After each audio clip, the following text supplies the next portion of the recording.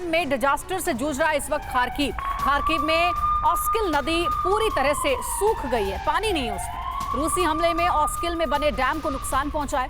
85 kilometre लंबी नदी पूरी तरह से सूख गई है। देखिए तस्वीर भी आपको दिखा रहे हैं। यूक्रेन के रक्षा मंत्रालय ने इसका वीडियो जारी करके ये बताया है।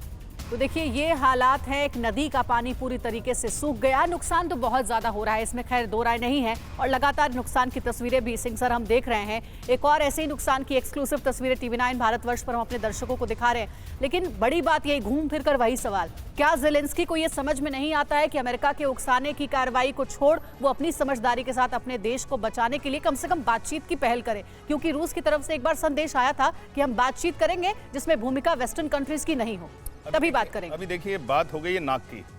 दोनों देश और जो शर्तें रखी गई हैं बातचीत के लिए रशिया की तरफ से, जो कि बिल्कुल ही नकारा कर देता है यूक्रेन, और यूक्रेन जो शर्तें रखता है वो रशिया को बिल्कुल ही नागवारा है।